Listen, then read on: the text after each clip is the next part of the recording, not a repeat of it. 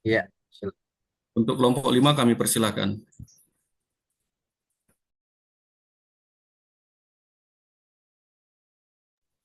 Mohon maaf untuk menunggu kelompok 5 mempersiapkan diri, mungkin alangkah baiknya kita mulai doa ya Pak Dokter, agar perkuliahan kita pada malam ini berjalan dengan lancar dan dalam bimbingan dan ridho dari Tuhan Yang Maha Kuasa. Untuk doa, doa kami persilakan Bapak Ibu.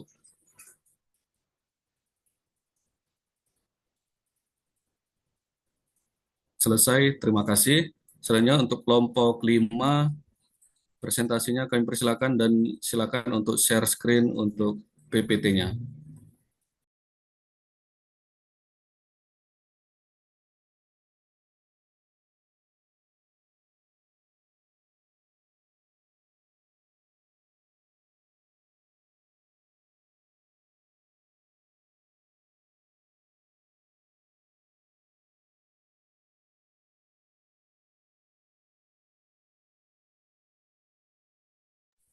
Pada kelompok 5 kami persilakan kepada Pak Dian Kusuma selaku moderator dan Bu Rista sebagai presentasi untuk kelompok 5 kami persilakan Bapak Ibu, mengingat waktu kita tetap berjalan.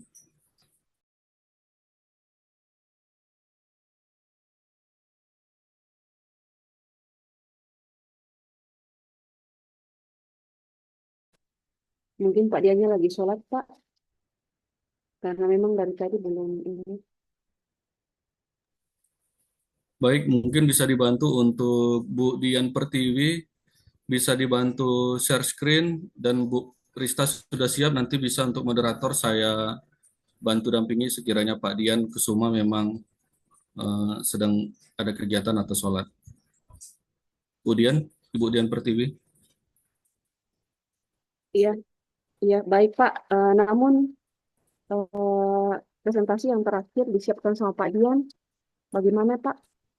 Karena presentasinya ada yang disiapkan sama Pak Dian. Oh, langsung Bu Dia saja, Bu Dia, karena sudah saya jadiin co-host.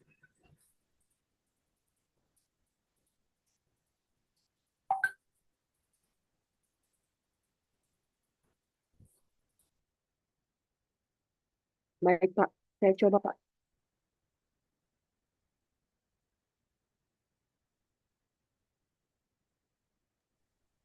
Ini apakah sudah terlihat Pak Dedi?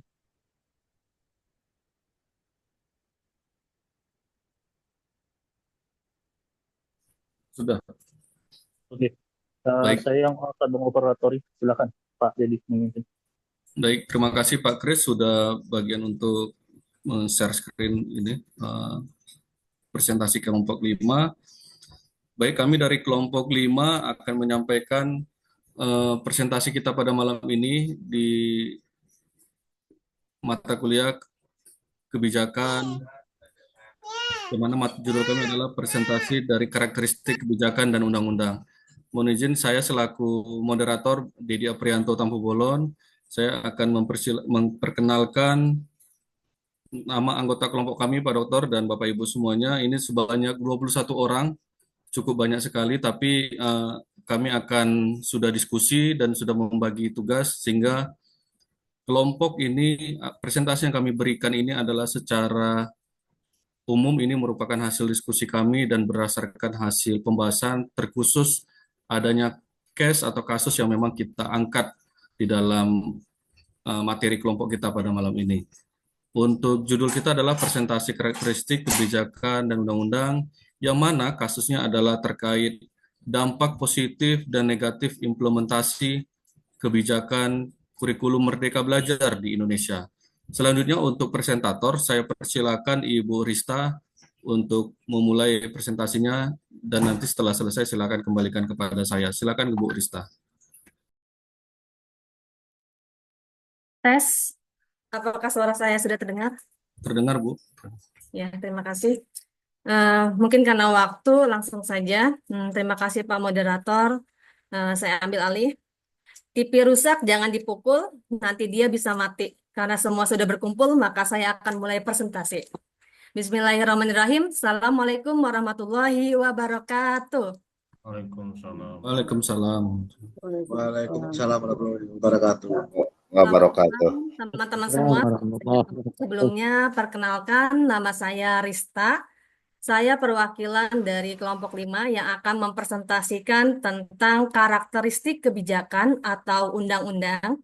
Agar lebih fokus, kelompok kami mengambil judul dampak positif dan negatif implementasi kebijakan kurikulum Merdeka Belajar di Indonesia. Dengan dosen pengampu kita yang terhormat yaitu Dr. Erialdi. Eh, Kemudian yang akan kami bahas yang pertama yaitu tentang pendahuluan, yang kedua latar belakang, yang ketiga rumusan masalah, keempat tujuan masalah, kelima konsep Merdeka Belajar, keenam implementasi kurikulum Merdeka, ketujuh dampak positif dan negatif, kedelapan kesimpulan. Mungkin langsung saja yang pertama yaitu adalah pendahuluan. Regulasi pendidikan mengacu pada aturan-aturan dan kebijakan yang dibuat oleh pemerintah dalam rangka mengatur pendidikan di Indonesia. Regulasi mencakup berbagai hal seperti standar pendidikan, kurikulum, sistem evaluasi, dan kebijakan terkait biaya pendidikan. Next. Selanjutnya yaitu tentang latar belakang. Bagian yang menjelaskan konteks atau kondisi yang mendasari atau memicu dilakukannya penelitian oleh kelompok 5, kebijakan yang dikeluarkan oleh Menteri Pendidikan dan Kebudayaan Nadiem Makarim sudah dikeluarkan, namun terdapat kebijakan tersebut belum menyentuh masalah elementer pendidikan di Indonesia. Menjadi polemik apakah dengan adanya kurikulum Merdeka Belajar ini dapat memulihkan kondisi pelajar di Indonesia untuk dapat meningkatkan mutu pendidikan. Jadi teman-teman, yang menjadi latar belakang masalah pembahasan kami adalah tentang pendidikan. Pendidikan merupakan salah satu aspek yang sangat penting bagi kemajuan suatu negara. Dan pemerintah harus memberikan perhatian yang khusus terhadap masalah pendidikan ini.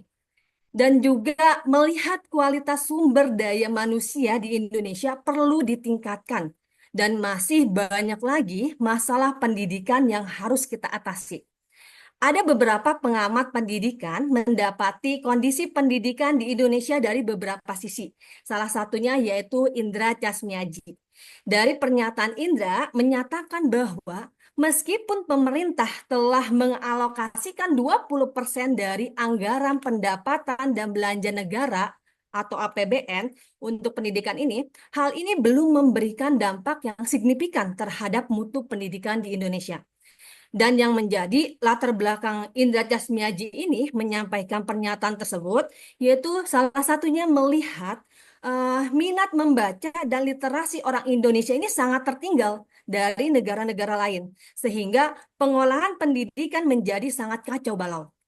Hal ini dilihat dari diagram yang dilaporkan oleh Program for International Student Assessment atau PISA. PISA ini yaitu program penilaian pelajar internasional yang diselenggarakan oleh OECD pada tahun 2018. Menurut OECD, Indonesia berada di peringkat kelima dari bawah. Bisa teman-teman bayangkan, kelima dari bawah. Situasi ini sangat merusak komponen pendidikan. Kondisi pendidikan di Indonesia saat ini menghadapi banyak masalah. Meskipun Menteri Pendidikan dan Kebudayaan Kemendikbud Nadiem Anwar Makarim sudah membuat 4 kebijakan, termasuk ke dalam kurikulum Merdeka ini, kebijakan ini masih menjadi polemik dalam dunia pendidikan. Banyak yang bertanya, apakah dengan kurikulum Merdeka Belajar ini dapat memulihkan kondisi pelajar Indonesia untuk bersaing dengan dunia luar? Oleh karena itu, teman-teman dan Pak dosen, pembahasan kali ini kita fokus pada pembahasan yaitu tentang dampak negatif dan positif implementasi kebijakan kurikulum Merdeka Belajar di Indonesia. Next. Rumusan masalah yang pertama itu mengidentifikasi masalah dasar dalam pembentukan regulasi atau kebijakan. Yang kedua, mengidentifikasi apa saja dampak positif dan negatif implementasi kebijakan kurikulum Merdeka. Next. Untuk tujuan masalah, yang pertama itu mendeskripsikan dasar pembentukan kebijakan dalam kurikulum Merdeka. Yang kedua, mendeskripsikan dampak positif dan negatif implementasi kebijakan kurikulum Merdeka. Yang ketiga, membuat kesimpulan atas dua deskripsi di atas tersebut. Next. Konsep Merdeka Belajar. Konsep kurikulum Merdeka Belajar bertujuan untuk memerdekakan guru dan siswa dalam proses belajar dan mengajar dengan cara meningkatkan kemampuan analisa dan berpikir kritis melalui proses literasi dan numerasi. Proses literasi dan numerasi bukan hal yang singkat dan mudah. Proses ini tidak akan tercapai dengan menggunakan konsep kurikulum merdeka yang lama dengan kondisi peserta didik abad 21. Sehingga pemerintah melalui Menteri Pendidikan dan Kebudayaan mewujudkan sebuah kebijakan dengan membentuk kurikulum baru, yaitu kurikulum Merdeka Belajar. Merdeka Belajar adalah program kebijakan baru Kementerian Pendidikan dan Kebudayaan Republik Indonesia atau Kemendikbud yang dirancang oleh Mendikbud Nadiem Anwar Makarim.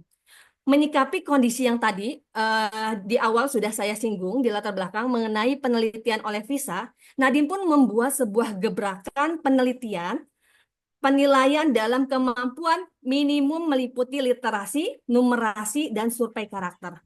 Nah, literasi tidak hanya mengukur kemampuan membaca, tetapi juga kemampuan menganalisis dan memahami isi bacaan. Sedangkan untuk kemampuan numerasi, yang dinilai ini bukan pelajaran matematika saja, tetapi penilaian terhadap penerapan konsep angka dalam kehidupan sehari-hari. Kemudian yaitu survei karakter. Survei karakter bukanlah sebuah tes, melainkan pencarian sejauh mana nih penerapan nilai-nilai seperti budi pekerti, agama, dan Pancasila diterapkan oleh peserta didik. Kemudian dalam pandangan Hamka, kata merdeka mempunyai 3 dimensi. Yang pertama, merdeka kemauan. Kedua, merdeka pikiran. Ketiga, merdeka jiwa. Yang pertama, merdeka kemauan. Bermakna berani menyuruh, menyarankan, menganjurkan, dan menciptakan perkara yang baik dan diterima oleh masyarakat. Itu merdeka kemauan. Kemudian yang kedua, merdeka pikiran atau bebas menyatakan pikiran, yaitu melarang, menahan, mengkritik, mengaposisi yang mungkar. Kemudian yang ketiga, kemerdekaan jiwa, artinya bebas dari ketakutan. Pada pandangan ini, konteks Merdeka Belajar ini pentingnya membangun kemauan dan semangat siswa untuk belajar. Artinya, siswa diberikan kebebasan untuk mengungkapkan pikiran dan kreativitas mereka tanpa rasa takut. Dengan demikian, proses belajar menjadi lebih menyenangkan dan efektif karena siswa ini merasa aman.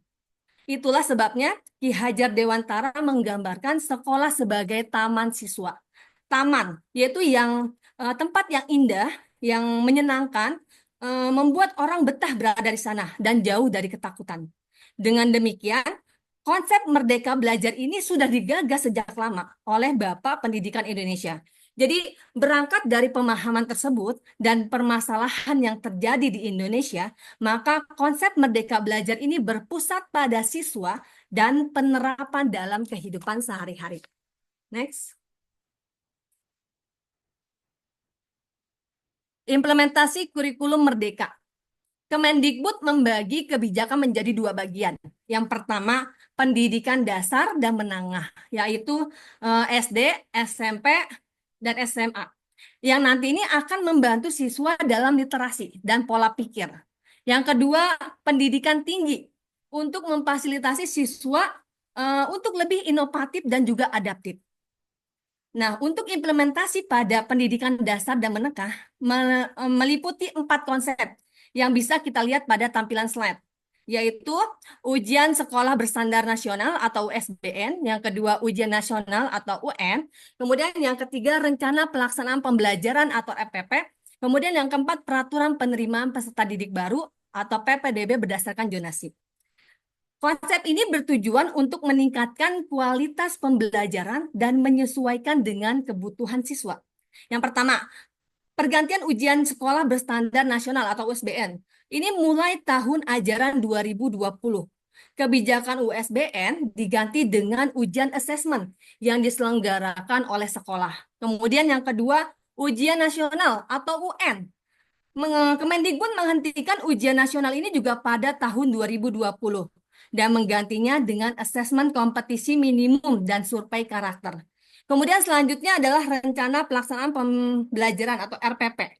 Mungkin di sini teman-teman yang berprofesi sebagai guru paham hal ini. Jadi pembuatan RPP ini selama ini menjadi beban administrasi bagi guru. Seringkali tidak sesuai dan hanya menjadi dokumen wajib saja.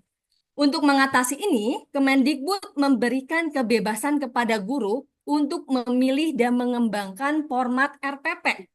Jadi RPP yang baru ini cukup mencakup 3 komponen inti. Yang pertama, tujuan pembelajaran, kegiatan pembelajaran, dan asesmen. Dan disarankan hanya cukup dalam 1 halaman. Jadi penyederhanaan ini membuat penulisan RPP ini lebih efisien sehingga guru dapat fokus pada persiapan dan evaluasi pembelajaran dengan harapan meningkatkan mutu pendidikan. Itu yang penting. Yang keempat, peraturan penerimaan peserta didik baru PPDB berdasarkan zonasi. Kebijakan zonasi bertujuan meratakan kualitas pendidikan, tapi pada awalnya menghadapi kritik karena distribusi sekolah negeri yang tidak merata. Next. Dampak positif dan negatif. Terdapat dampak positif dan negatif kurikulum pada kurikulum Merdeka ini. Dampak positifnya itu terbagi di beberapa poin. Yang pertama itu anak murid, para pendidik, orang tua, masyarakat, dan juga perguruan tinggi. Kemudian dampak negatif di USBN, UN, RPP, zonasi, dan perguruan tinggi. Di sini banyak banget ya dampak positif dan negatif kurikulum Merdeka Belajar. Tapi di sini saya hanya akan menyebutkan salah satunya saja. Bagi anak didik di Indonesia, dampak positifnya yaitu kesetaraan akses pendidikan. Jadi kurikulum ini membantu siswa di daerah terpencil agar tidak ketinggalan dengan siswa di kota. Sehingga semua mendapatkan kualitas belajar yang sama. Contoh, siswa di desa dapat mengikuti program pembelajaran online yang sama dengan siswa di kota besar, memungkinkan mereka belajar materi yang relevan dan berkualitas. Jadi teman-teman, contoh kesetaraan akses pendidikan ini seperti yang sedang kita lakukan, yaitu kuliah online, yang dimana mungkin teman-teman yang berada di daerah terpencil dan mungkin belum ada kampus atau universitas yang memadai dan baik, jadi teman-teman bisa mengikuti kuliah online ini. Kemudian dampak positif untuk pendidik. Pendidik ini meliputi kepala sekolah dan guru. Contohnya dampak positifnya itu adalah beragam assessment. Pendidik dapat menggunakan berbagai metode penelitian seperti portofolio dan proyek untuk menilai kemampuan siswa. Contohnya menilai siswa melalui prestasi proyek kelompok. Jadi itu bukan hanya ujian tertulis saja. Kemudian selanjutnya dampak positif kurikulum Merdeka Belajar untuk orang tua, yaitu pemilihan sekolah yang lebih mudah. Jadi orang tua ini dapat memilih sekolah berdasarkan zona. Hal ini mengurangi kebingungan mencari sekolah yang jauh dari rumah mereka. Selanjutnya untuk perguruan tinggi, kemudahan akreditasi. Proses akreditasi yang lebih mudah memudahkan perguruan tinggi untuk membuka program studi baru. Contohnya, perguruan tinggi bisa cepat meluncurkan program studi yang sesuai dengan tren industri. Itulah dampak-dampak positif kurikulum Merdeka Belajar. Selanjutnya dampak negatifnya. Yang pertama, penghapusan USBN dan ujian nasional. Jadi ketika dihapus, maka akan terjadi kesulitan dalam penilaian. Tanpa ujian nasional, kita akan sulit untuk membandingkan hasil belajar siswa dari berbagai daerah. Misalnya, jika siswa di sekolah A dan B memiliki kurikulum yang berbeda, siapa yang bisa memastikan mana yang lebih baik? Kemudian, penghapusan rencana pelaksanaan pembelajaran atau RPP. Dampaknya adalah keterbatasan pedoman. Jika guru tidak menggunakan RPP, mereka bisa mengajar tanpa rencana yang jelas. Sehingga guru bisa mengajar secara acak dan akibatnya siswa kesulitan memahami urutan pembelajaran. Selanjutnya masalah zonalisasi. Kesempatan terbatas. Siswa di zona yang kurang diminati tidak bisa mendaftar ke sekolah dengan kualitas yang lebih baik di luar zona mereka. Contohnya siswa di daerah pedesaan mungkin hanya bisa memilih sekolah yang dekat dari zona mereka, dan sekolah tersebut jauh dari standar pendidikan yang baik. Teman-teman dan Pak dosen, dampak-dampak ini menunjukkan tantangan yang nyata yang dihadapi dalam implementasi kurikulum Merdeka Belajar yang perlu diperhatikan untuk meningkatkan kualitas pendidikan secara keseluruhan. Next. Maka Pak dosen dan teman-teman semua, dari semua yang telah saya paparkan tadi, kita bisa mengambil kesimpulan. Dari penelitian yang dilakukan, kesimpulan yang dapat diambil ialah satu, pendidikan di Indonesia membutuhkan perubahan untuk memperbaiki mutunya. Yang kedua, kurikulum Merdeka Belajar memiliki kelebihan dari sisi manajemen pendidikan dan mendorong inovasi pendidikan. Yang ketiga, kurikulum Merdeka Belajar memiliki kelemahan karena mutu pendidikan yang tidak merata. Baiklah, mungkin cukup sekian presentasi dari kelompok 5. Semoga apa yang saya sampaikan pada presentasi kali ini dapat bermanfaat untuk kita semua. Kurang lebihnya saya mohon maaf. Selanjutnya saya serahkan ke moderator. Cuci tangan sampai bersih. Cukup sekian dan terima kasih. Saya Rista, wabillahi taufiq walhidayah. Wassalamualaikum warahmatullahi wabarakatuh. Waalaikumsalam warahmatullahi wabarakatuh. Terima kasih Ibu Rista. Jadi Bapak Dokter, Bapak dosen, dan Bapak Ibu semuanya, jadi itulah hasil pembahasan dari kelompok kami yang sudah kami bahas dan kami diskusikan, sehingga kami bisa menangkap apa nih kebijakan atau undang-undang yang harus kita angkat kasusnya, sehingga ini layak untuk kita bahas, untuk kita diskusikan, bahkan ke depannya layak untuk kita lakukan penelitian jika perlu memang untuk kepentingan pendidikan di administrasi kita.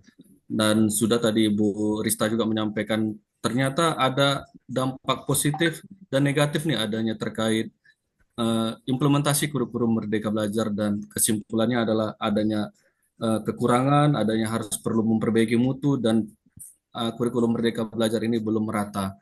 Mungkin selanjutnya demikian Pak Dokter dari kelompok kami, kelompok 5.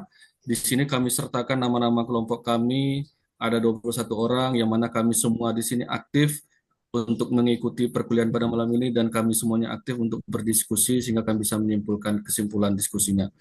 Untuk selanjutnya kami serahkan ke kelompok 6.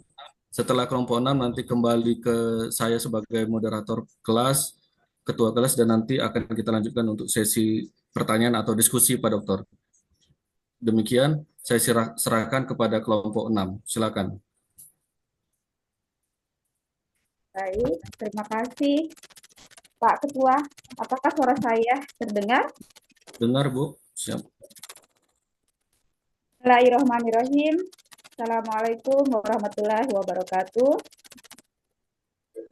Waalaikumsalam warahmatullahi wabarakatuh. Waalaikumsalam warahmatullahi wabarakatuh. Bismillahirrahmanirrahim. Wa yassirli amri wahlul 'uqdatam min lisani yafqahu qawli. Pada yang terhormat Bapak Dr. Eryaldi SPDMC SNM sebagai dosen pengampu pada mata kuliah Praktek Kebijakan dan Manajemen Publik, dan juga rekan-rekan mahasiswa semua yang saya hormati. Perkenalkan, kami dari kelompok 6 akan membahas topik tentang variabel lingkungan. Dalam hal ini saya sendiri, Helmi Ekasari, sebagai moderator, dan saya perkenalkan ada Ibu Cutya Sinta sebagai penyaji dalam materi yang akan kami presentasikan. Kepada Ibu Sinta, saya persilahkan.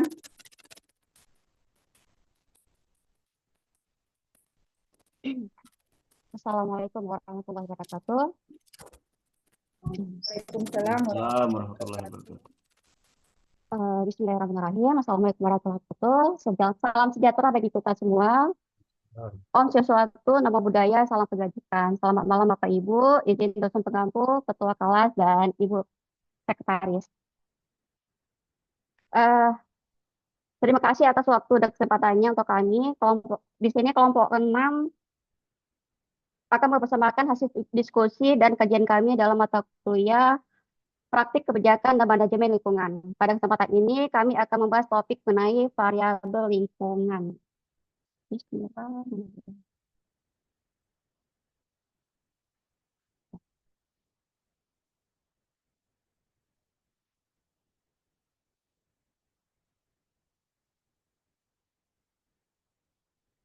Itu sebentar.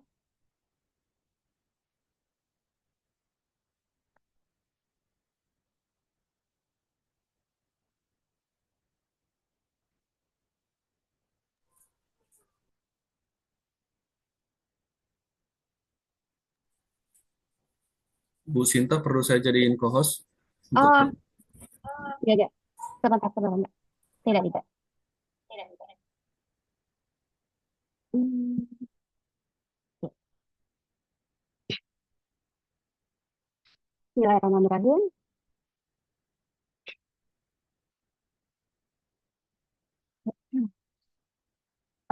Menurut para ahli, ada beberapa pendapat mengenai variabel lingkungan pada praktek kebijakan dan manajemen publik.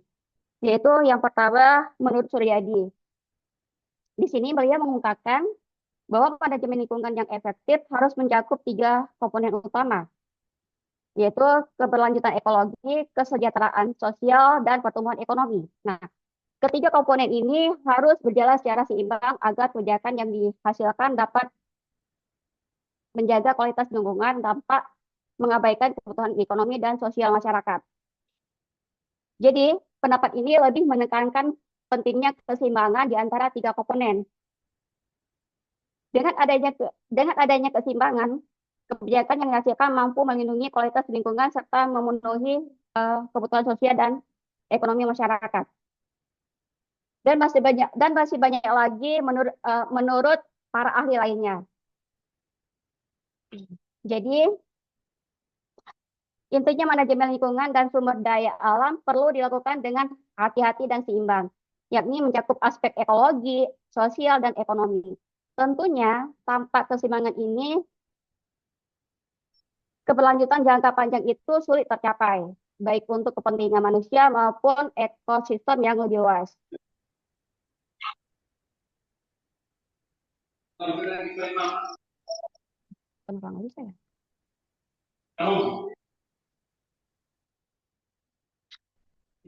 Selanjutnya, ada pengertian. Nah, ada apa pengertian variabel lingkungan dalam praktik kebijakan publik dan manajemen publik? Ini merujuk pada faktor-faktor terkait alam, ekologi, dan keberlanjutan yang mempengaruhi pembuatan dan pelaksanaan publik. Artinya apa? Jadi variabel lingkungan dalam kebijakan publik adalah faktor-faktor yang perlu dipertimbangkan untuk memastikan bahwa kebijakan yang dirumuskan tidak hanya berfokus pada kepentingan sosial ekonomi saja, namun juga keberlanjutan lingkungan. Aspek-aspek lingkungan yang harus diintegrasikan ke dalam proses pembuatan kebijakan. Nah, sehingga kebijakan tersebut mendukung keseimbangan antara kebutuhan manusia dan kelestarian lingkungan, yang bertujuan agar kebijakan itu dihasilkan lebih komprehensif dan keberlanjutan dalam jangka panjang. Selanjutnya, apa sih hubungan antara variabel lingkungan dan praktik manajemen itu sendiri? Nah, di sini ada 4.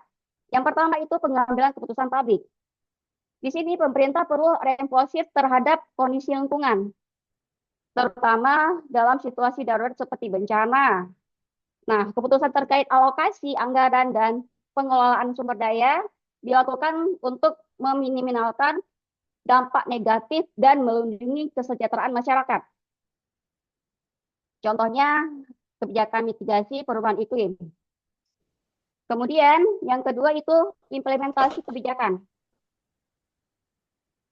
di mana kondisi lingkungan setempat memandu penerapan kebijakan secara spesifik. Contohnya apa sih?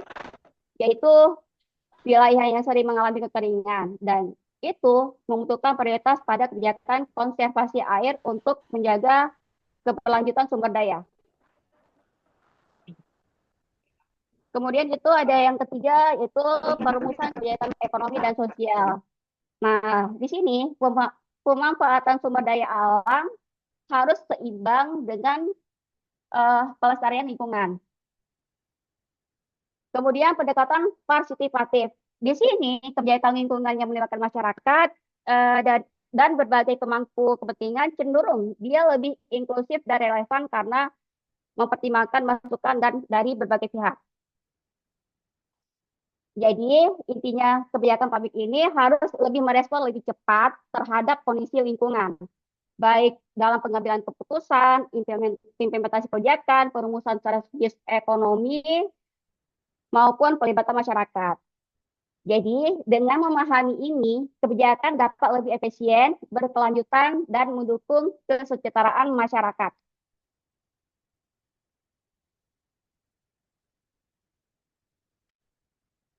Apa sih faktor-faktor lingkungan yang mempengaruhi kebijakan publik?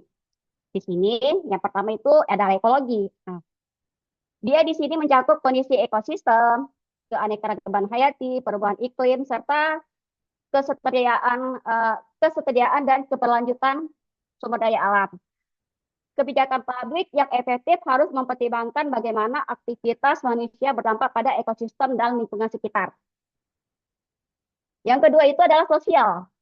Faktor sosial ini berkaitan dengan persepsi masyarakat, tingkat kesadaran akan pentingnya kelestarian lingkungan, serta perilaku masyarakat dalam mendukung penolakan terhadap kegiatan lingkungan. Kemudian, yang ketiga itu ada ekonomi. Di sini tentunya yang mencakup biaya dan manfaat yang terkait dengan kebijakan lingkungan. Dan yang terakhir itu adalah politik. Aktor sosial terkait dengan persepsi masyarakat. Jadi tingkat kesadaran akan pentingnya kelestarian lingkungan dan pola perilaku masyarakat dalam mendukung ataupun menolak kebijakan.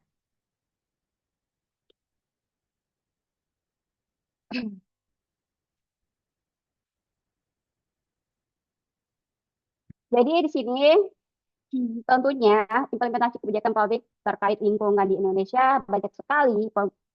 Moratorium pembukaan lahan gambut, pembukaan lahan hutan, gambut, program kampung iklim atau POKLIN, kemudian pengelolaan sampah melalui bank sampah, dan rehabilitasi hutan mangrove. Pada presentasi kali ini, kelompok kami mengambil permasalahan pengelolaan sampah melalui bank sampah.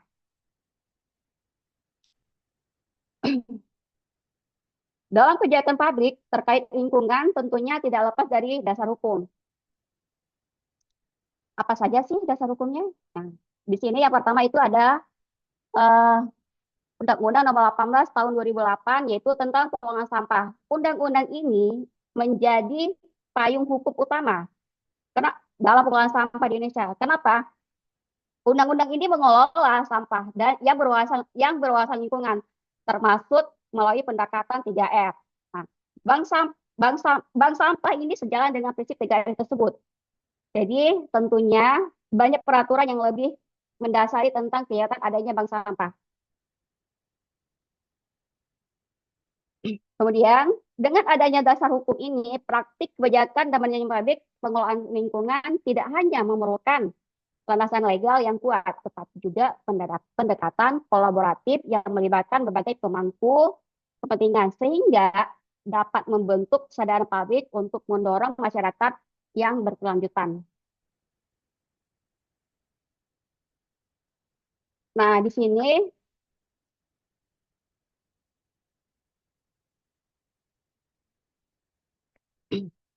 sini ini adalah contoh bank sampah. Nah, bicara tentang bank sampah, apa saja sih bank sampah itu sendiri? Jadi, bank sampah ini adalah program inovatif yang bertujuan untuk mengatasi masalah lingkungan sekaligus memperdayakan masyarakat.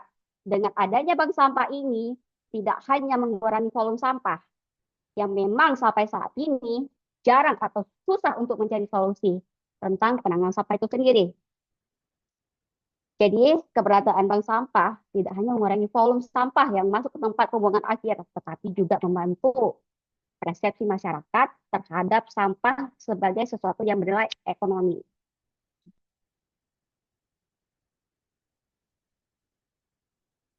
Nah, dalam kebijakan dan manajemen publik, bank sampah tentunya menjadi solusi yang konkret. Kenapa?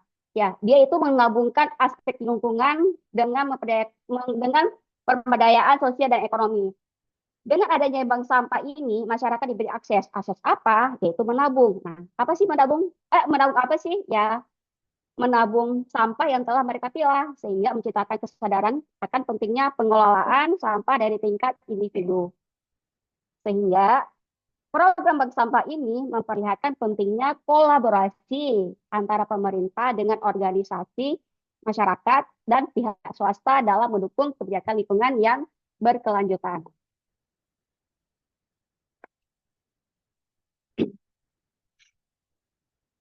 Di sini, apa sih tujuan manfaat bank sampah itu? Dengan adanya bank sampah, ini bisa yang pertama itu melestarikan lingkungan. Dengan adanya program bank sampah ini, tentunya akan mengurangi volume sampah di TPA dan mengurangi sampah di TPA, mengurangi polusi dan menghemat SDA. Kemudian yang kedua, memperdayakan masyarakat. Dengan adanya pemberdayaan ini, tentunya masyarakat akan mendapat keuntungan ekonomi dari sampah yang mereka setorkan. Dan yang ketiga, itu adalah mendidik masyarakat. Kenapa mendidik masyarakat? Tentu dengan mendidik masyarakat menumbuhkan kesadaran masyarakat tentang pentingnya pengelolaan sampah yang baik dan ramah lingkungan. Jadi,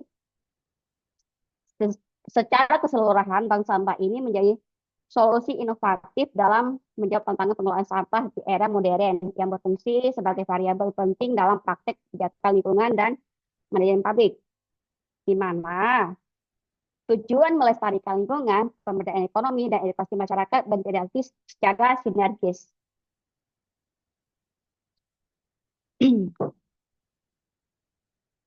Kemudian di sini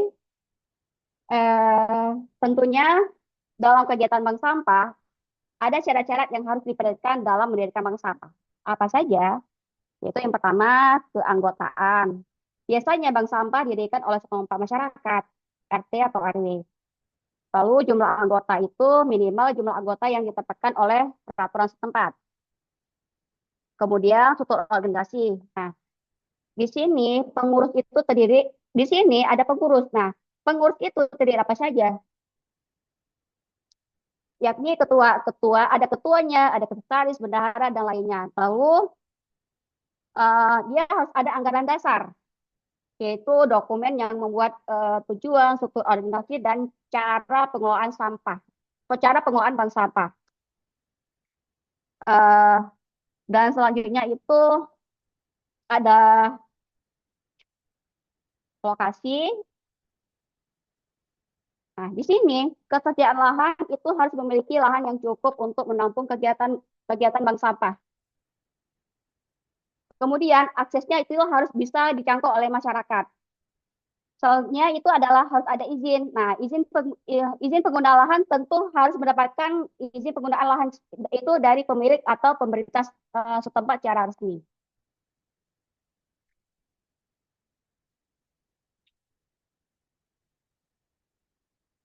Kemudian di sini ada peralatan, yaitu dalam peralatan itu termasuk pada timbangan dan tempat penampungan. Lalu yang selanjutnya itu ada perizinan. Nah, di sini izin lingkungan, di sini ada izin lingkungan, terutama untuk bank sampah yang berskala besar. Selanjutnya ada izin operasional. Nah, izin dari pemerintah setempat untuk menjalankan kegiatan bank sampah. Kemudian yang terakhir ini adalah kerjasama dengan pihak terkait. Di sini pemerintah setempat membangun kerjasama dengan pemerintah untuk mendapatkan dukungan dan pembinaan. Di mana pengepul. Nah, untuk apa tujuannya? Yaitu menjalin kerjasama dengan pengepul, untuk menjual sampah yang sudah terkumpulkan. Lalu, pihak-pihak siapa saja sih yang terlibat dalam pemungutan sampah? Yang pertama di sini tentu saja Dinas Lingkungan Hidup. Jadi mereka ini akan memberikan informasi yang paling akurat terkini mengenai persyaratan. Prosedur pendirian bank sampah di wilayah yang memang akan dibentuk untuk pemungutan bank sampah. Nah, kemudian itu adalah ada kelurahan atau kecamatan. Pemerintah tingkat kelurahan atau kecamatan juga dapat memberikan informasi dan bantuan dalam proses pendirian bank sampah. Dan selanjutnya itu ada RT RW setempat dan masyarakat setempat.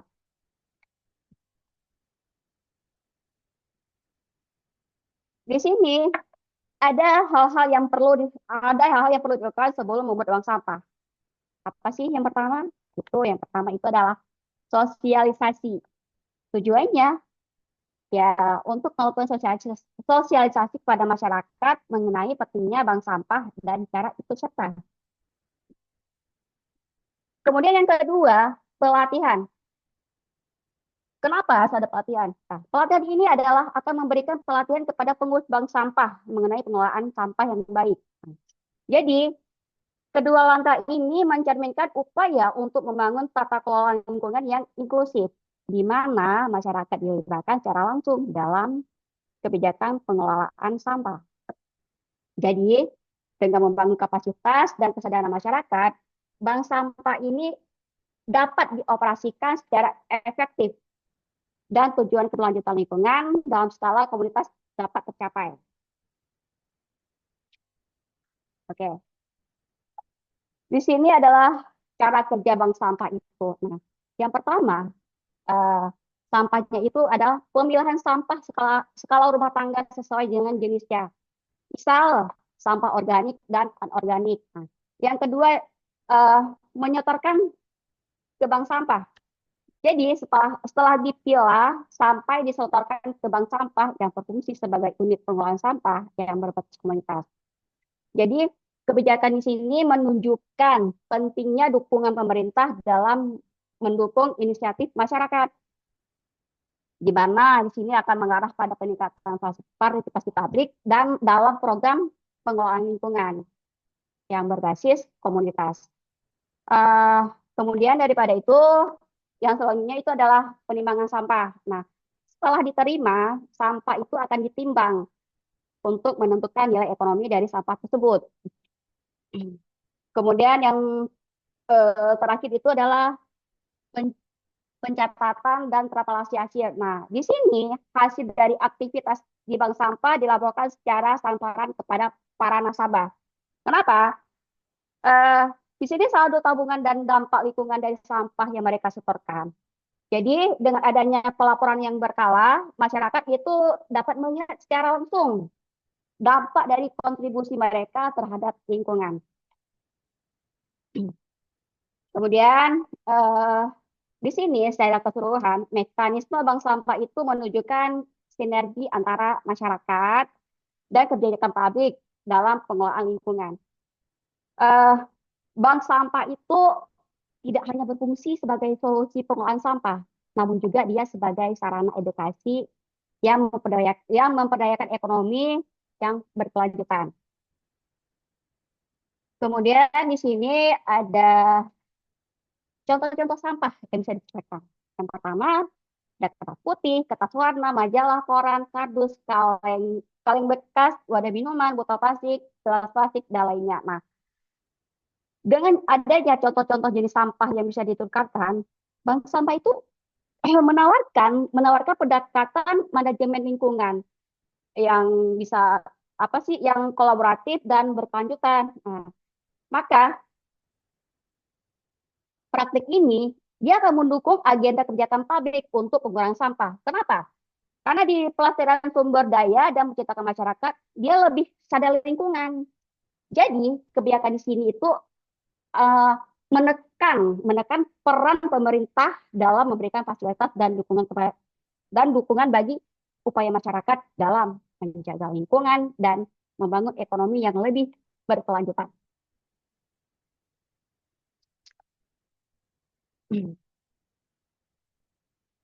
Di sini tentunya dalam kebijakan implementasi dari variabel lingkungan. Dari variabel lingkungan, program bank sampah ini sendiri itu harus mempunyai konsep 3R. yang mempunyai kunci dari kebijakan lingkungan yang berfokus pada pengurangan dampak negatif sampah. Dalam kebijakan pabrik, penerapan 3R ini dapat mengurangi beban TPA dan memperpanjang umur produk ataupun menghemat sumber daya. Jadi apa sih konsep 3R itu? Yang pertama dia reduce. Nah, di sini dengan mengurangi sampah, dia itu dapat meminimalkan penggunaan produk sekali pakai. Misal dengan membawa tas belanja sendiri. Nah, kebijakan terkait itu dia dapat berupa edukasi publik dan regulasi seperti penggunaan kantong plastik, seperti pajak kantong plastik. Nah, di sini bisa kita lihat pada contoh-contoh yang seperti ya Indomaret, Alfa. Di sini mereka tidak lagi menggunakan kantong plastik, atau jika kita menggunakan plastik itu akan berbayar. Kemudian yang kedua itu ada RES. Nah, di sini itu adalah menggunakan kembali barang yang masih layak pakai, seperti donasi pakaian. Nah, kebijakan yang mendukung hal ini akan memperpanjang umur barang. Lalu dia akan mengurangi kebutuhan barang baru dan mendukung ekonomi yang sirkular. Yang selanjutnya di sini ada daur ulang. Nah, di sini dia itu mengelola bahan bekas seperti plastik, logam untuk digunakan kembali. Kebijakan ini yang memberikan fasilitasi daur ulang, dia bisa meliputi infrastruktur dan intensif bagi masyarakat dan industri. Jadi dengan adanya implementasi 3R ini dalam kebijakan pabrik, dia akan mendorong pengelolaan lingkungan yang lebih berkelanjutan, di mana penghematan sumber daya dan pengurangan polusi, serta mendukung tujuan pembangunan yang berkelanjutan. Oke. Nah, tentunya dengan adanya kegiatan yang mempengaruhi faktor lingkungan itu sendiri, di sini kami kelompok 6 menemukan tentang capaian kinerja pengelolaan sampah dari SIPSN itu di tahun 2023. Tentunya capaian pengelolaan sampah adalah capaian pengurangan dan penggunaan sampah rumah tangga. Jadi pada pelaporan SIPSN ini di sini timbunan sampah itu tercatat ada 38 juta ton selama 2023. Dan total sampah ini berasal dari 367 kabupaten atau kota. Skala besar ini menunjukkan pentingnya pendekatan holistik. Jadi, bank sampah itu dapat membantu mengurangi sampah dengan sistem daur ulang berbasis masyarakat. Kemudian, di sini ada pengurangan sampah. Jadi, tingkat pengurangan sampah di Indonesia itu hanya 13,63% atau setara dengan 5,2 juta ton per tahun. Bank sampah berperan penting dalam meningkatkan kesadaran dan partisipasi masyarakat untuk mengurangi sampah melalui pendekatan ekonomi sirkular. Kemudian di sini ada penanganan sampah. Jadi, sekitar 48% sampah berhasil ditangani sebesar 18,4 juta ton per tahun. Bank sampah dapat meningkatkan jumlah sampah yang dikelola dengan melibatkan masyarakat dalam pengelolaan sampah anorganik. Kemudian, di sini ada sampah yang terkelola dan tidak terkelola. Dari total sampah, 61,63% yang terkelola. Sementara 38,37% tidak terkelola. Di sini akan meningkatkan risiko pencemaran lingkungan. Maka bank sampah membantu mengurangi sampah yang berakhir di TPA dan menciptakan nilai ekonomi dari sampah tersebut.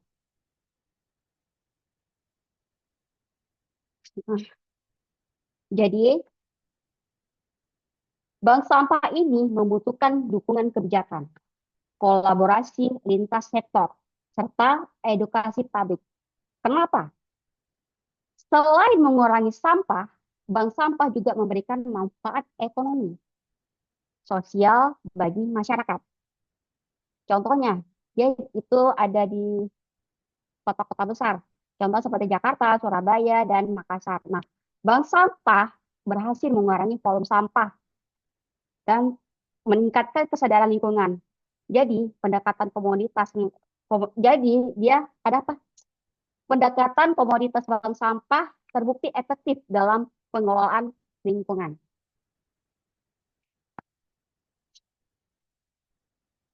Di sini ada beberapa gambar realisasi kegiatan bank sampah. Dan berikut, aduh kayak gini lupa ini. Mohon izin ya sebentar.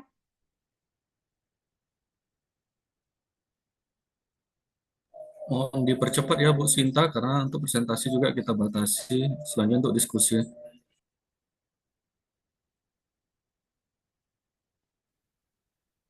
Di sini ada video dari bank sampah, jadi akan kita saksikan bersama ya.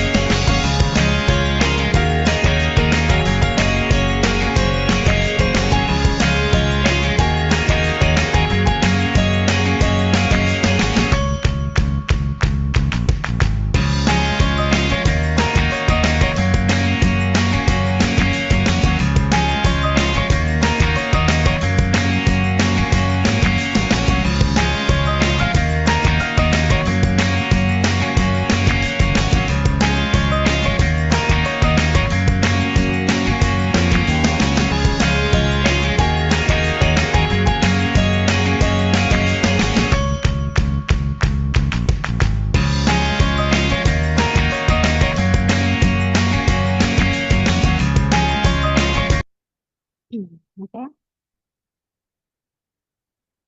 Jadi kesimpulan dari ini, pengelolaan sampah yang berkelanjutan memerlukan pendekatan terpadu yang melibatkan aspek politik, sosial, ekonomi, dan teknologi. Keberhasilannya bergantung pada kebijakan pemerintah, dukungan masyarakat, serta peran sektor swasta dalam inovasi dan pembiayaan. Kemudian yang kedua itu ada faktor politik yang membentuk kebijakan dan intensif pengurangan sampah serta infrastruktur pengelolaannya. Jadi aspek sosial itu menentukan partisipasi masyarakat dalam program seperti bank sampah. Kemudian di sini kolaborasi pemerintah, masyarakat, sektor swasta penting untuk mencapai pengelolaan sampah yang berkelanjutan. Edukasi publik dan juga investigasi infrastruktur, dia itu akan memberikan manfaat jangka panjang bagi lingkungan, ekonomi, dengan sinergi dan teknologi modern, dan sehingga tujuan ini dapat dicapai. Alhamdulillah, terima kasih semuanya.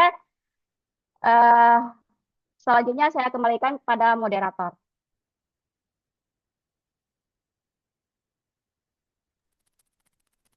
Terima kasih banyak kepada Ibu Sinta atas penyajiannya. Perlu saya sampaikan kepada Bapak dosen dan Bapak Ibu semua bahwa materi presentasi ini merupakan hasil diskusi dari kelompok kami.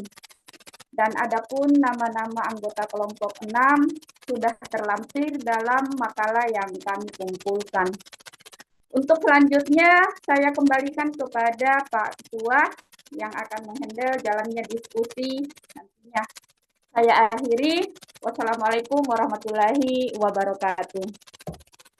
Waalaikumsalam warahmatullahi Terima kasih. Terima kasih buat kelompok 6 ya, sudah menampilkan presentasinya. Untuk mungkin alangkah baiknya nih Pak Dokter, Pak Dosen, Saya kasih pantun sedikit lagi nih Pak, biar agak suasana tidak tegang nih. Saya lihat dari kelompok 5 ke kelompok 6 ada kelamaan waktu sedikit. Ini udah ada yang chat saya, Pak Didi kelamaan waktunya. Siap, nanti saya atur saya bilang. Jadi pohon randu banyak durinya, tangan bermain, kaki melangkah. Terimalah presentasi kelompok 5 dan kelompok 6 dengan gembira. Semoga kita semuanya mendapat berkah. Alhamdulillah. Amin. Amin. Pokoknya cakep. Amin, Ketua. Kurang, Saya juga berpantun. Alhamdulillah, karena saya dari Riau, saya harus bisa belajar berpantun. Terima kasih untuk Pak Dokter. Mungkin untuk sesi diskusi kami persilakan ya untuk bagi yang mau bertanya ke kelompok 5, 2 orang penanya dulu. Dan untuk kelompok 6 juga 2. Nanti seandainya memang waktu cukup, kita serahkan kepada Pak dosen, kemudian memang perlu untuk diperpanjang, kita perpanjang. Demikian kami silakan kepada yang mau bertanya untuk kelompok 5 dan kelompok 6. Silakan. Saya mau bertanya untuk kelompok 5 Baik, Pak ini saya Didi. persilakan untuk Kelompok Pak 5. Arman. Ya. Silakan Pak Arman untuk kelompok siapa Bapak bertanya? Ya, ada kepada kelompok 5, Pak Ketua. Kelompok berapa? Kelompok 5. Oh, siap. Silakan Pak Arman. Terima kasih Pak Ketua dan Pak Doktor untuk kesempatannya dan juga kepada kelompok 5 dan kepada teman-teman semua. Jadi yang saya tanyakan di kelompok 5 tadi di pembahasannya adalah mengenai kurikulum merdeka. Jadi segala sesuatu kebijakan pasti ada cuan, pasti ada juga untung dan ruginya. Jadi saya sendiri sebagai salah seorang tenaga guru atau tenaga pendidik, di situ tadi sempat saya tangkap atau sempat saya kutip tentang di latar belakang bahwanya kurikulum merdeka itu dapat memulihkan kondisi pelajar di Indonesia. Jadi kutipan tersebut seakan-akan saya kepikiran berarti selama ini kondisi pendidikan kita di Indonesia ini kurang baik atau bahkan buruk. Karena kenapa? Karena kutipan di latar belakang itu seakan-akan mengarah ke situ.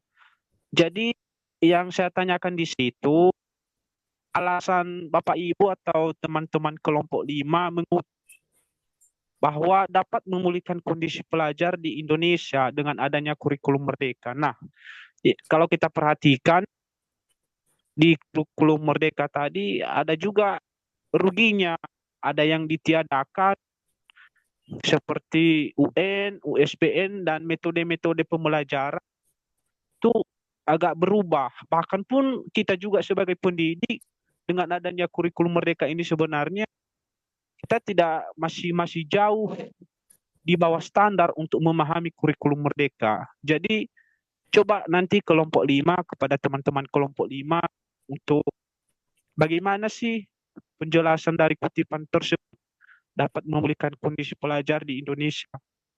Demikian, terima kasih.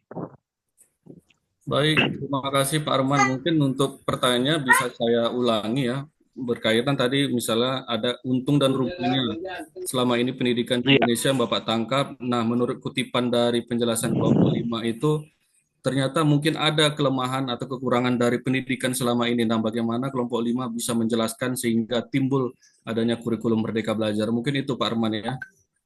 Iya, siap.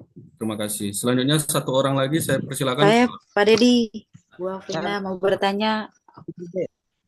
Siapa ini? Bu Afrina. Silakan Ibu. Silakan. Ya, baik. Saya mau bertanya dengan kelompok 5. Tadi menyinggung tentang kurikulum merdeka ya Pak. Silakan sebutkan nama Bu, nama dari kelompok berapa? Saya dari Bu Afrina ingin bertanya ke kelompok 5. Ya, baik.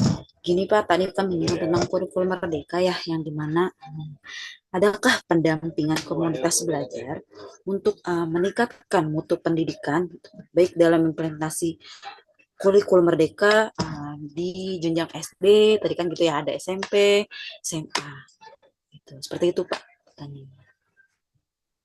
Bisa diulangi Bu, adakah pendampingan komunikasi belajar maksudnya?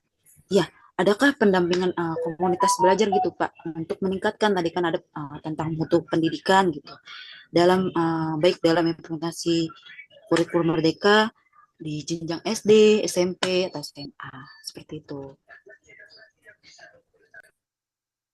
Baik, terima kasih. Untuk selanjutnya Pak Asep, saya persilakan Pak Asep untuk pertanyaan kelompok berapa Pak Asep? Saya masih kelompok 5, Pak, pertanyaannya. Baik, setelah Pak Asep, Diperbolehkan. kelompok 5 sudah 3 pertanyaan, saya tutup, nanti lanjut ke kelompok 6 ya. Silakan Pak Asep. Baik. Baik, terima kasih Pak Ketua dan Pak dosen izin bertanya. Baik, mungkin di kelompok 5 itu merupakan salah satu tugas saya gitu sebagai guru. Jadi sangat tertarik lagi dengan materi tersebut itu. Tadi lantas beberapa disinggung tentang PISA yang merupakan salah satu asesmen pelajar, asesmen pendidikan yang mengukur dari berbagai negara itu, yang khususnya itu di anak di usia antara 15 tahun itu dengan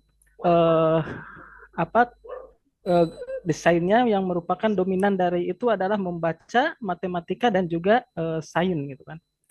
Kalau melihat di PISA tersebut awal dari terbentuknya itu kurang lebih tahun 2000-an gitu kan, ketika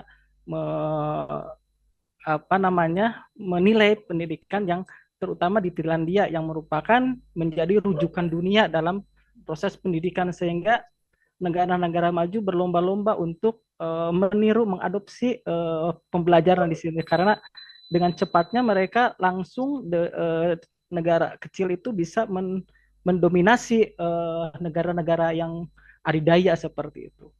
Mungkin yang menjadi pertanyaannya adalah tentang PISA tersebut. Yang pertama, kalau dilihat dari pendidikan yang ada di Indonesia itu apa gitu faktor utama yang menyebabkan peringkat Indonesia itu selalu terbawah, bahkan tadi disebutkan bahkan kelima. Kalau dari tahun ke tahun kan PISA itu 3 tahun sekali rilisnya gitu, bahkan ada peringkat kedua teratas, ketiga, bahkan sekarang sudah kelima, artinya ada naik sedikit hanya beberapa negara seperti itu. Kemudian tadi yang faktor utama seperti yang menyebabkan peringkat Indonesia menjadi rendah menurut PISA itu disebabkan oleh apa? Kemudian seberapa besar itu pengaruh guru? Kalau dilihat dari PISA itu guru-guru di Finlandia itu SD itu minimal S2 gitu kan, seperti itu, sehingga guru menjadi jantungnya proses pendidikan yang akan menjadi berhasil dan tidaknya. Mungkin selain dari itu, apakah ini guru itu menjadi penentu dalam keberhasilannya seperti itu. Kemudian yang selanjutnya yang 3, tantangan utama gitu ya, yang dalam mengimplementasikan pembelajaran berbasis pemahaman yang berbasis kritis, karena kalau di Indonesia itu hanya sekedar paham aja, tetapi dalam proses berpikir secara kritisnya itu masih minim, sehingga Indonesia tidak bisa menyaingi negara-negara contohnya misalkan negara maju yang tetangga aja, misalkan seperti Singapura, mungkin seperti itu Pak Dedi. Terima kasih.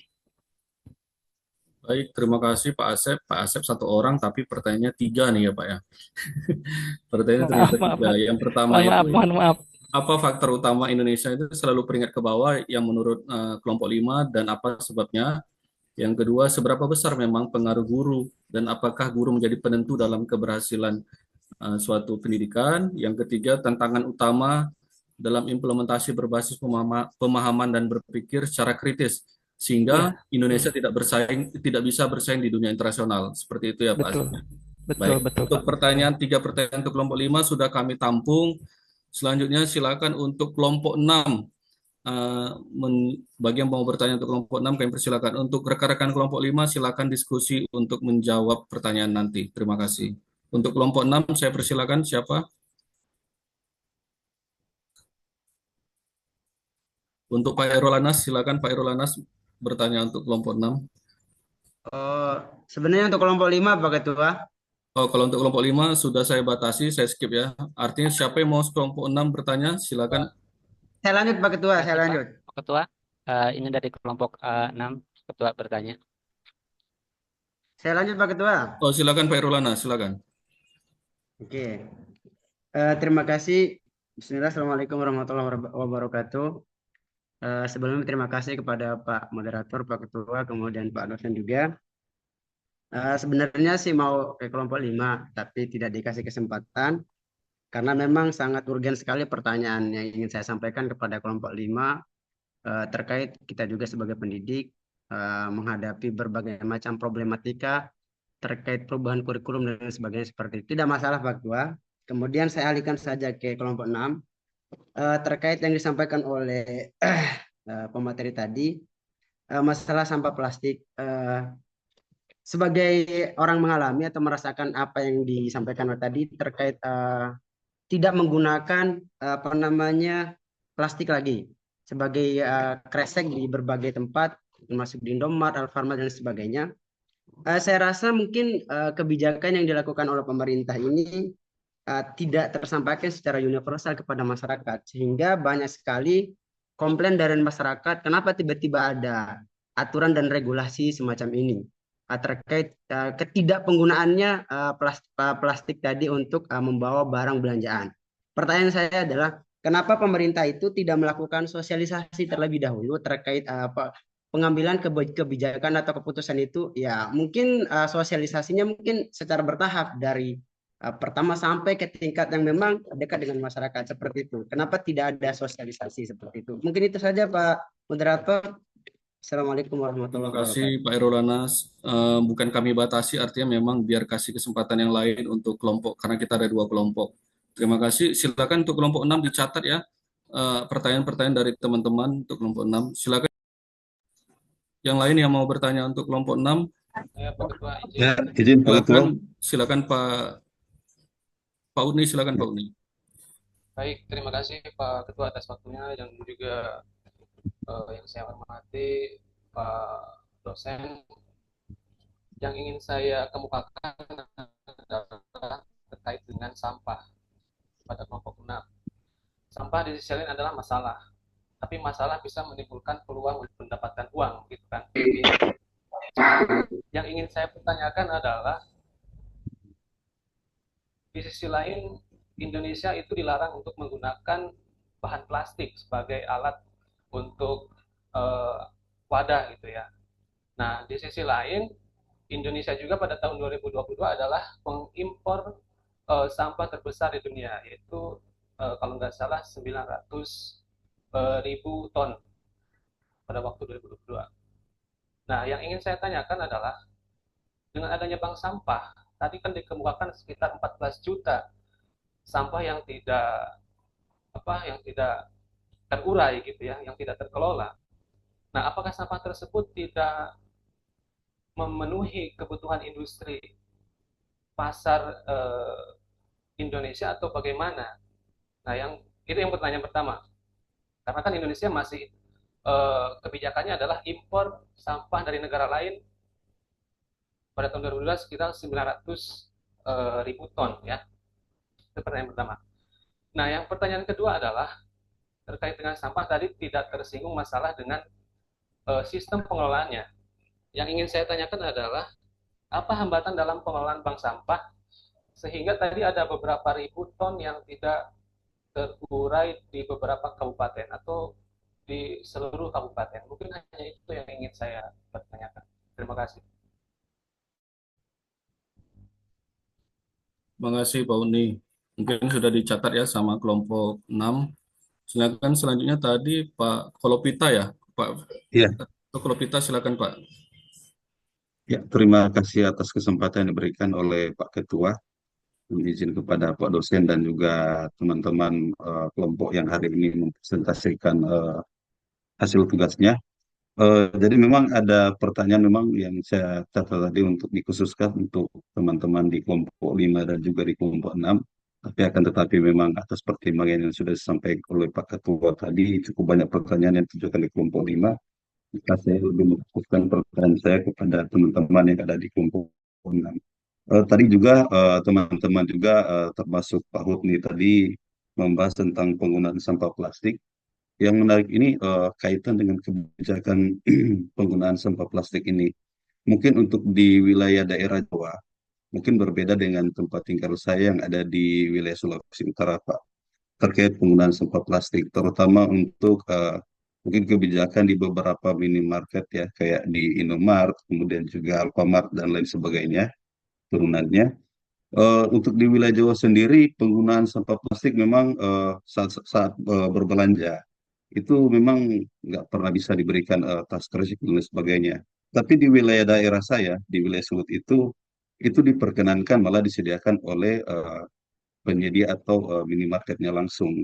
Artinya di sini timbul pertanyaan terkait dengan apakah memang punya senaran atau tidak terkait dengan kebijakan yang sudah disampaikan oleh teman-teman kelompok 6 tadi terkait dengan termasuk juga kan dari sisi penerapannya ya Pak ya, terkait dengan pengolahan sampah. Kemudian juga pertanyaan yang kedua kaitan dengan yang tadi disampaikan tentang syaratnya dan lain sebagainya, siapa pelaksananya, proses pengolahan seperti apa. Namun kan selama ini juga di beberapa daerah seringkali untuk hasilnya kan berbeda. Pertanyaan saya yaitu siapa yang bertanggung jawab dan kemudian apa sanksi yang diberikan apabila pengolahan sampah ini tidak berjalan dengan maksimal? Apa artinya ada nggak selain ada reward, apa ada tidak sanksi yang diberikan? Misalnya ada selaku eh, penanggung jawab sampah, kemudian juga artinya ada mungkin ada sanksi yang diberikan khusus oleh pemerintah terkait pengelolaan sampah. Jadi ada tidak dan sanksinya seperti apa? Kira-kira seperti itu. Demikian pertanyaan saya dari Herdiatno Kolopita dari anggota kelompok 1. Demikian, terima kasih. Wassalamualaikum warahmatullahi wabarakatuh. Waalaikumsalam, terima kasih Pak Riyad. Waalaikumsalam warahmatullahi wabarakatuh. Baik, saya mau mastiin untuk kelompok 6 apakah sudah dicatat ya pertanyaan dari 3 teman-teman tadi? Siap, sudah Pak. Tuan siap.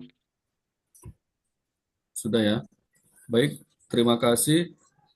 Mungkin mohon izin Pak Dokter, apakah sepertinya dari kelompok 5 sudah ada beberapa yang hendak bisa menjawab pertanyaan dari beberapa teman tadi. Pak Dokter, apakah kita persilahkan?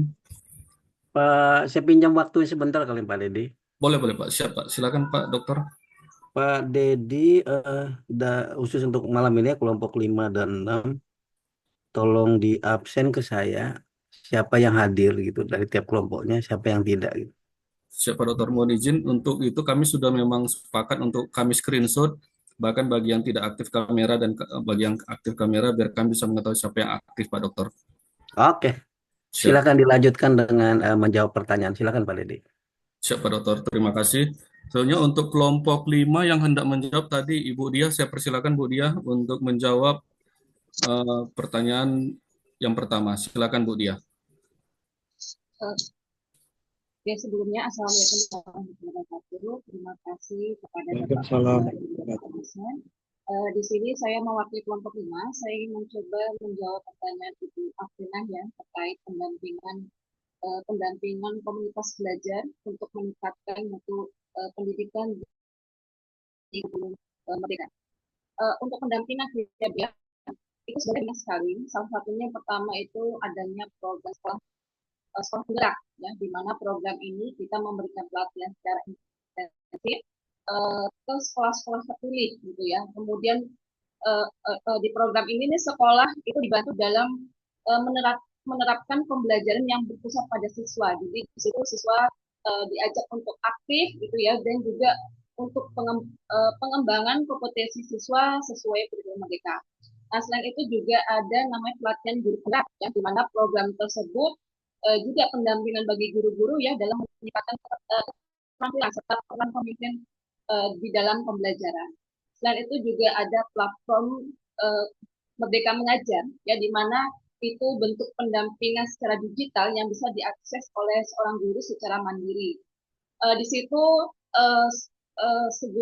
tersebut itu bisa mendapatkan referensi materi ajar, kemudian pelatihan online, kemudian video inspiratif dan sebagainya. Dan itu juga ada komunitas belajar guru, di mana itu beranggotakan guru-guru memiliki minat untuk saling belajar satu sama lain, ya, saling berdiskusi, kemudian ada pertemuan rutin, serta dapat mungkin pelatihan-pelatihan atau seminar serta lokakarya.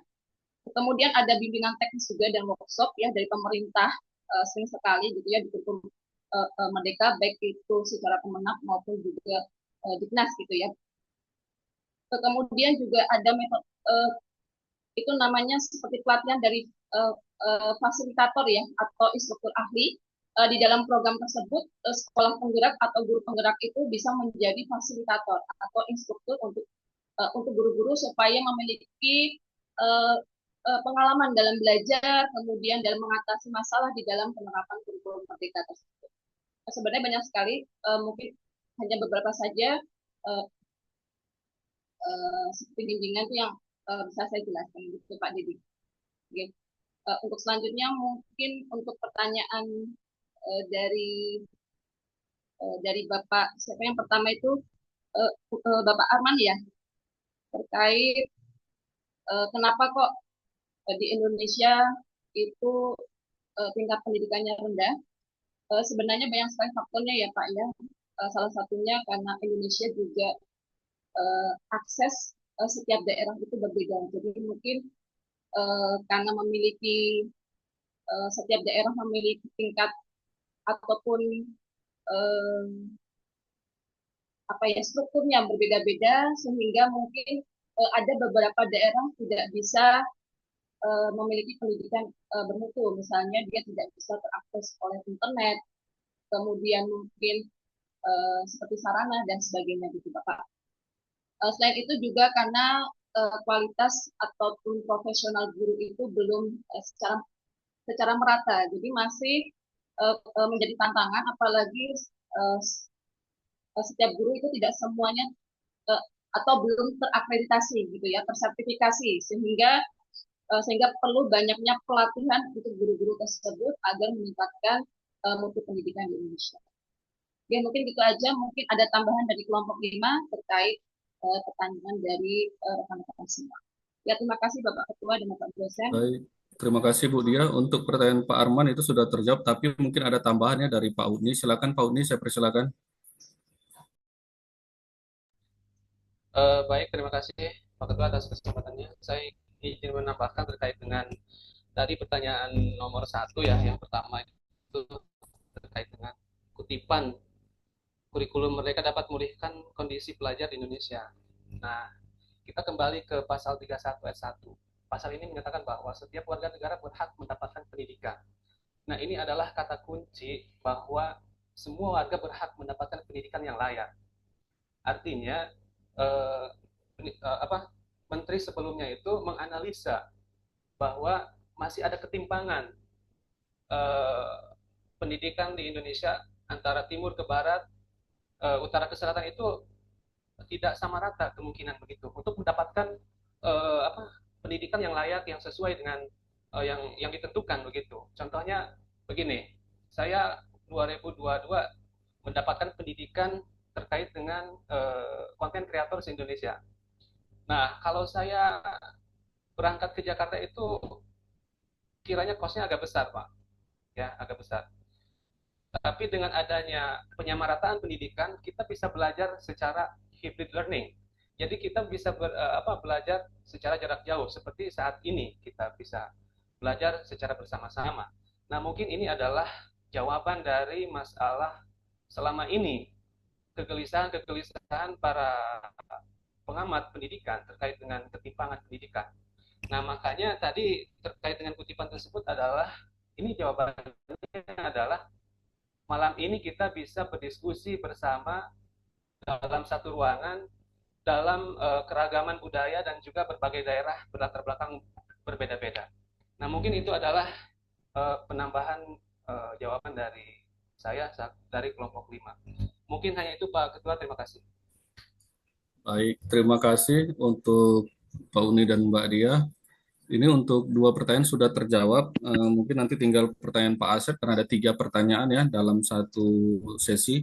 Jadi untuk kelompok 6 yang mau menjawab dari pertanyaan beberapa teman-teman tadi, silakan untuk kelompok 6. Izin Pak Apakah Ketua. sudah ada yang bisa menjawab? Ya, izin. Siap. Siapa Halo, Pak? Pak Heri. Bismillahirrahmanirrahim. Assalamualaikum warahmatullahi wabarakatuh. Silakan Pak. Jelas, Pak? Jelas ya? Bisa Pak Eh, Heri. Tadi pertanyaan dari Pak Huni mengenai hambatan pengolahan bank sampah. Mungkin kita sudah tahu Pak ya, pengolahan hambatan bank sampah di Indonesia itu diantaranya banyak sekali menghambat, diantaranya berbagai faktor. Jelas tuh Pak sinyalnya? Jelas lanjutkan Pak. Pak, baik, sinyal, Pak.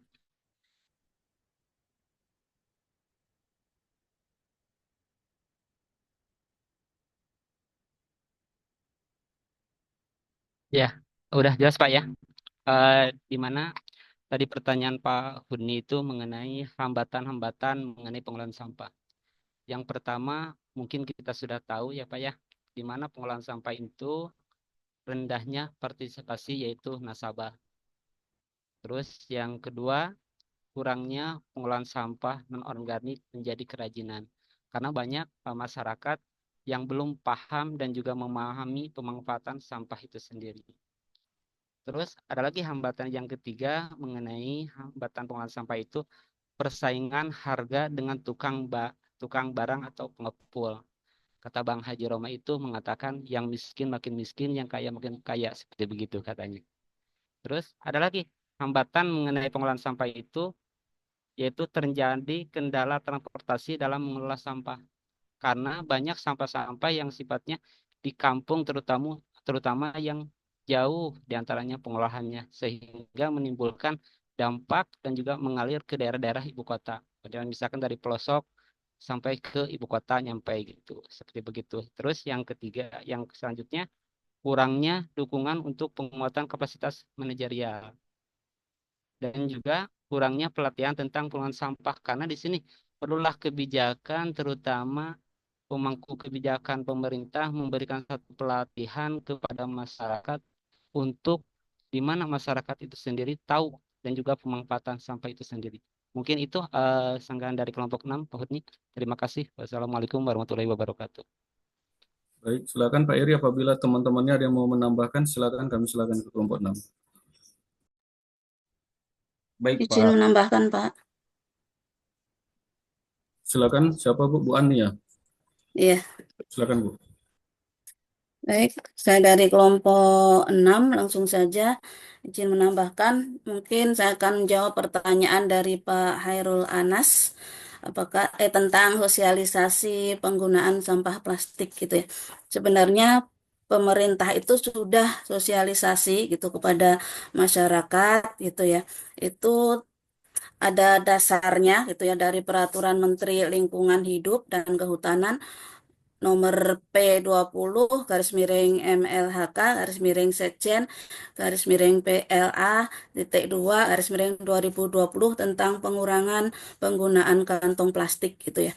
Sosialisasi pemerintah ini sudah dilakukan sebenarnya gitu ya.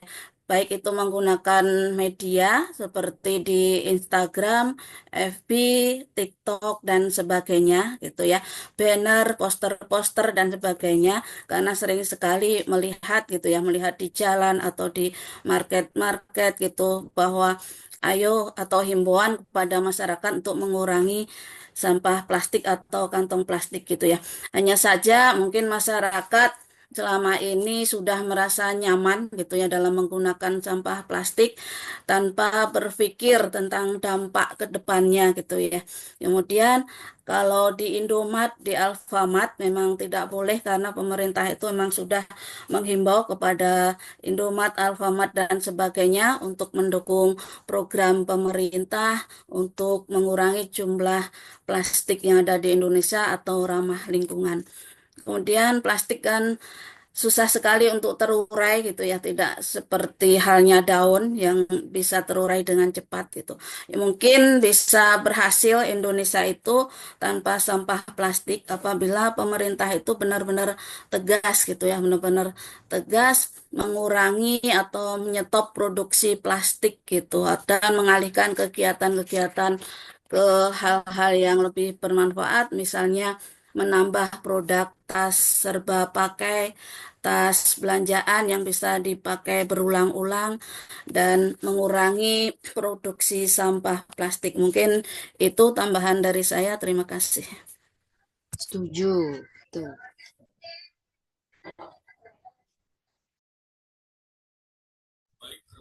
Masih satu pertanyaan ya.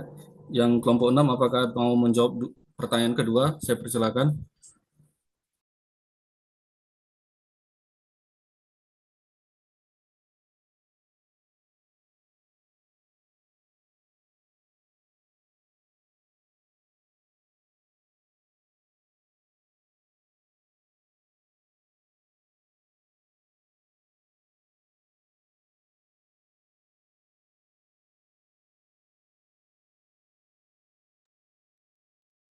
Baik, mungkin untuk mengingat waktu ya, kelompok 5 yang sudah bisa menjawab ini menjawab pertanyaan Pak Asep.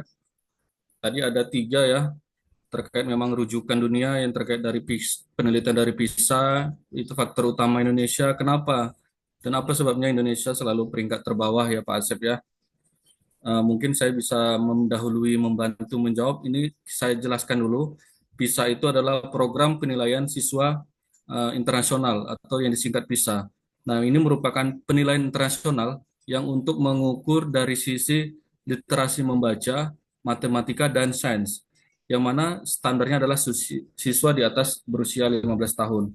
Nah, kenapa? Pertanyaannya kenapa tadi ada peringkat pertama peringkat 5 terus meningkat ke 6 nanti turun lagi. Nah, kenapa bisa mengukur Indonesia termasuk rendah? Ya karena memang standar kemampuan ya Pak Asep ya, standar kemampuan dari pendidikan di Indonesia mungkin masih tergolong cukup rendah dan tidak merata karena memang daerah kita dalam Nusantara ini sangat luas Pak Asep, yang mana kita terdiri beberapa gugus pulau dari lautan sampai ke perbukitan, pergunungan. Nah, mungkin ini salah satu faktor penyebab pendidikan Indonesia tidak merata sehingga standar pendidikan kita yang menurut kategori PISA itu tidak bisa kita samakan dengan setingkat internasional. Salah satu contohnya adalah misalnya Singapura atau Malaysia yang mereka memang sudah terintegrasi untuk terkait pendidikan. Nah, yang kedua, PISA ini memang salah satu penilaian di saat COVID. Nah, itu salah satu penilaian juga yang COVID kemarin, ini Indonesia termasuk salah satu ketertinggalan di pembelajaran selama COVID, sehingga peringkat kemampuan pelajar Indonesia terutama matematika dan sains termasuk di saat itu termasuk kategori rendah Pak Asep, sehingga bisa menentukan peringkat pendidikan Indonesia itu masih tergolong peringkat 5 sampai berikutnya. Mungkin itu ya Pak Asep ya, bisa dipahami. Pak Asep mengganggu, apakah paham? Bisa dipahami. Baik, terima kasih. Nah, selanjutnya pertanyaan Pak Asep, seberapa besar nih pengaruh guru dan seberapa besar penentu guru untuk terkait pendidikan di Indonesia? Nah, mungkin untuk menjawab pertanyaan ini saya silakan kepada Bu Rista ya untuk menjawab pertanyaan dari yang ini Pak Asep juga, pengaruh besar dan penentu guru dalam dunia pendidikan dan keberhasilan pembelajaran di Indonesia. Silakan Bu Rista.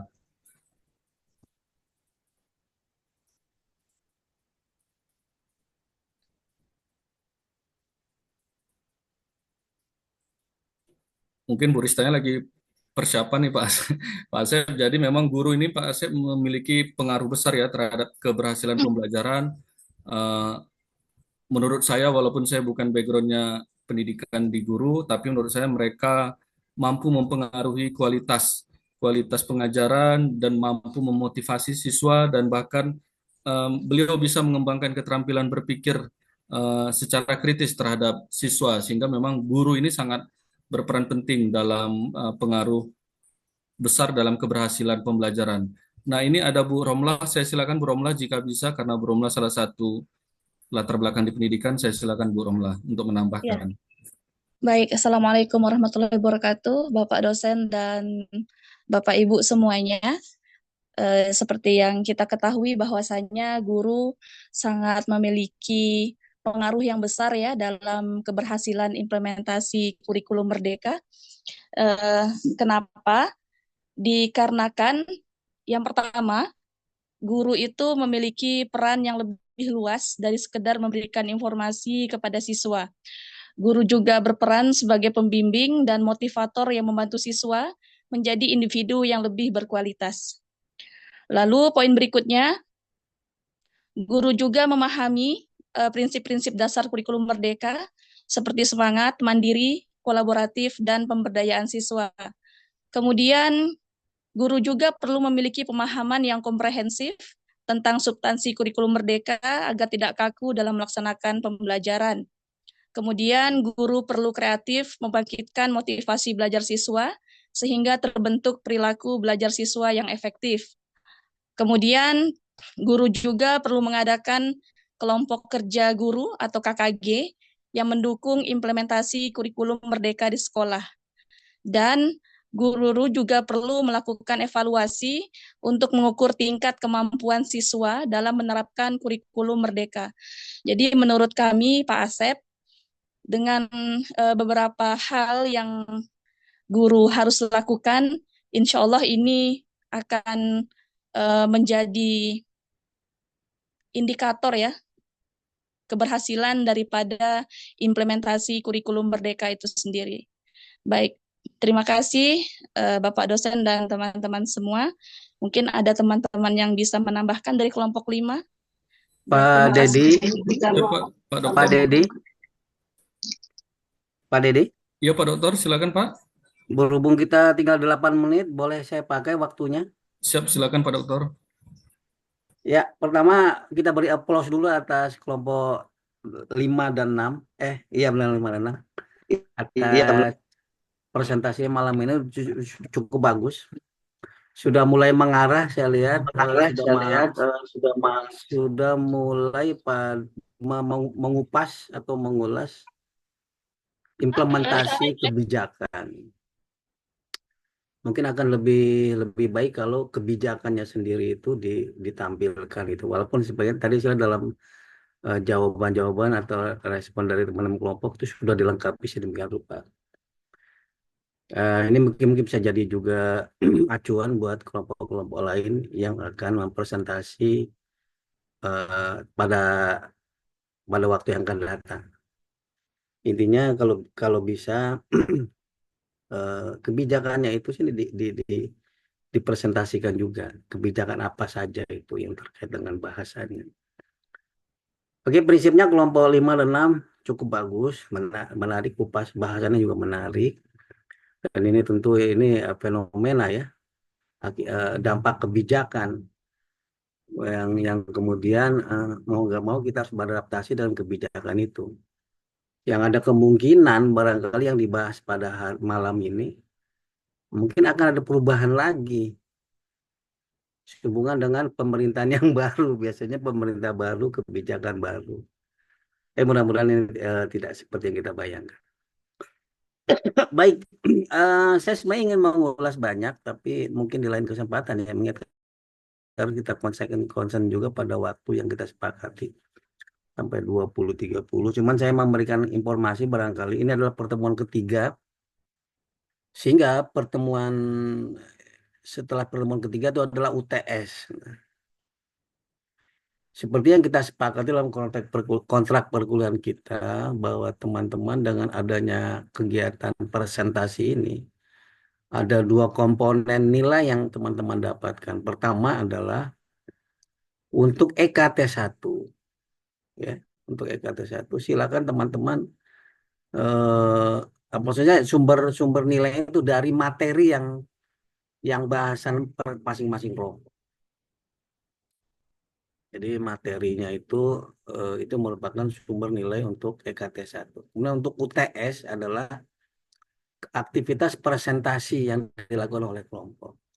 Itu sebabnya tadi Pak Dedi, saya minta ke Pak Dedi tolong teman-teman yang tidak aktif dalam presentasi pengalaman ini, khususnya kelompok 56, saya diberitahu. Termasuk juga kelompok-kelompok sebelumnya saya beritahu, karena itu adalah nilai UTS-nya. Jadi kalau teman-teman tidak hadir, maka nilai UTS-nya itu tidak ada nilainya lah. Dan itu saya perlukan ya. Dan saya percaya dengan Pak Dedi, mudah-mudahan itu bisa diberikan kepada saya secara cepat. Nah, untuk kegiatan pertemuan yang akan datang, sepertinya kita ada jeda ya. Jeda 1 kali untuk tidak ada pertemuan lagi, karena itu adalah waktu untuk UTS. Jadi nanti pada waktu UTS, nanti melalui Pak Dedi nanti akan saya berikan Google Form. Nah, itu teman-teman silakan mengupload materi kelompok. Jadi pada waktu UTS, saya nanti akan membagikan Google Form untuk mengupload materinya per kelompok ya, bukan per individu. Tapi jangan lupa materi yang akan diupload itu nama-nama kelompoknya ditulis. Ada beberapa kelompok yang lupa tuh waktu yang lalu. Dia mengupload materinya, tapi nama kelompoknya tidak dicantumkan, sehingga saya bingung ini siapa nih dalam memberikan nilainya, agak-agak kesulitan lahir.